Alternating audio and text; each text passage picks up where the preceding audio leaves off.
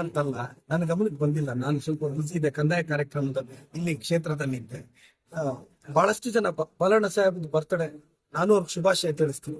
But ಅವ್ರು ಭಾಗವಹಿಸಿದರೆ ಅದಕ್ಕೆ ರಾಜಕೀಯ ಬಣ್ಣ ಕಟ್ಟೋದು ಬೇಡ ಅನ್ನೋದು ನನ್ನ ಅಭಿಪ್ರಾಯ. ಮತ್ತೊಂದು ಜನ ಸೈನ್ ಹಾಕಿದ್ವಿ. ನನಗೆ ಸಿದ್ದರಾಮಯ್ಯ ಸಾಹೇಬ್ರು ಕ್ಲಿಯರ್ ಕಟ್ ಆಗಿ ಹೇಳಿದ್ದಾರೆ, ಫಸ್ಟ್ ಟೈಮರ್ಸ್ ಕೊಡಲ್ಲ ಅಂತ. ನಮಗೂ ತುಂಬಾ ಕ್ಲಾರಿಟಿ ಇದೆ, ಫಸ್ಟ್ ಟೈಮರ್ಸ್ ಕೊಡಲ್ಲ ಅಂತ. ನಾವೊಂದು ಪ್ರಯತ್ನ ಪಟ್ವಿ, ಅದರಿಂದ ನಿರಾಸೆ ಏನಿಲ್ಲ. ಮುಂದಿನ ಸಲನೂ 10 ಸಲ ಸಿಗುತ್ತೆ. ಹಿರಿಯರಿದ್ದಾರೆ sir, second time, third time, fourth time ಗೆದ್ದಿರೋರು ಇದ್ದಾರೆ, ಅವ್ರಿಗೆ ಸಿಗ್ಬೇಕು. ಯಾಕಂದ್ರೆ ಅವರು 15-20 ವರ್ಷದ ದುಡಿದಿದ್ದಾರೆ ಅಂತ. ನಮ್ಮ ಯಾವ ಹೊಸ ಶಾಸಕರಿಗೂ ಒಂದು ಪ್ರಯತ್ನ ಅಷ್ಟೇ, ಯಾರಿಗೂ ನಿರಾಸೆ ಇಲ್ಲ. ಈಗ ನಮ್ಮ ಜಿಲ್ಲೆಯಲ್ಲಿ ನಮ್ಮ ಸಚಿವ ಸಾಹೇಬರು ಒಳ್ಳೆ ಕೆಲಸ ಮಾಡ್ತಿದ್ದಾರೆ. ಸುಬ್ಬಾರೆಡ್ಡಿ ಸಾಹೇಬ್ರಿಗಾದ್ರೂ ಅವಕಾಶ ಸಿಗಲಿ, ಸೀನಿಯರ್ಸ್ ಸಿಗ್ಲಿ, ಕಮ್ಯುನಿಟಿ ವೈಸ್ ಆದ್ರೆ ನಮ್ಮ ಸೀತಾರಾಮ್ ಸಾಹೇಬ್ರಿಗೆ ಸಿಗಲಿ ಅನ್ನೋದು ನಮ್ಮ ವಾದ ಅಷ್ಟೇ.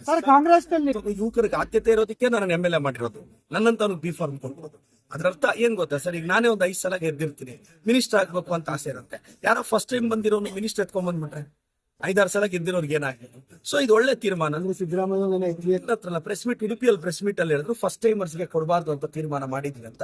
ಈಗ ನಾವು ಫಸ್ಟ್ ಟೈಮರ್ಸ್ ಎಲ್ಲ ಮಾತಾಡ್ಕೊಂಡ್ವಿ, ಹಣ ಈಗ ಕೊಡಲ್ಲ ಅಂತ ಹೇಳಿದ್ದಾರೆ, ಆರಾಮಾಗಿರೋಣ.